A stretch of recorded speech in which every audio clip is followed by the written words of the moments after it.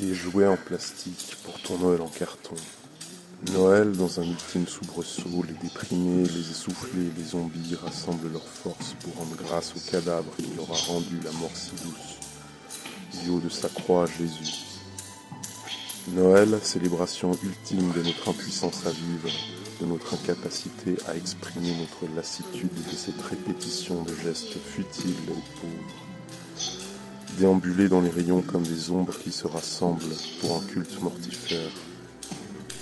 Se mettre à la recherche de marchandises, de plastique et de toc pour tenter de combler le vide d'existence sacrifiée. Noël, c'est aussi le moment où l'on s'oblige à d'insupportables politesses envers celles et ceux que l'on ignore le reste de l'année. L'hypocrisie est de mise. Il s'agit de briller par une générosité aussi forcée que repoussante. Ce système qui nous divise et nous oppose par tous les moyens voudrait nous faire croire qu'il nous aime. Mon Dieu, que les marchands sont affables. Dans une société où le suicide est une des seules alternatives, où la religion tient pour idole un cadavre, où le bonheur se paye à la caisse et s'avale avec un verre d'eau, où l'amour est une obligation, dans une société où tout est mensonge et illusion, il n'y a pas de place pour l'intelligence, il n'y a pas de liberté, il n'y a pas de désir. Tout comme on promet une sécurité sociale et une retraite à celles et ceux qui vendent leur vie à des patrons, on promet le paradis à celles et ceux qui offrent lascivement leur cervelle flasque aux saillies des barbus, patriarches, curés, prêtres, rabbins, imams, papas, pop ou maris.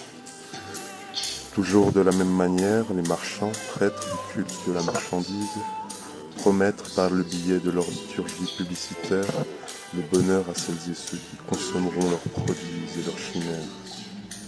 Sur tous les tableaux, il n'y a que mensonges et frustration. À chaque fois que la conscience de cette misérable situation refait surface et réclame du sens, une existence véritable, tout simplement la fin de cet esclavage, on la noie avec des prières, des cadeaux et du travail. Les Romains tenaient leur peuple en misère avec du pain et des jeux. Les marchands ont obtenu des terres amérindiennes contre quelques caisses de gadgets, de verroterie et de l'alcool. Les techniques n'ont pas changé. Le monde libre expire. Le Père Noël est un voleur au service des marchands. Il vole la confiance des enfants. Quand les enfants, trahis, frustrés par le mensonge barbu, se trouvent face à ce vide existentiel, ils n'ont plus qu'à le combler vainement à coups de marchandises, produites par des lutins magiques.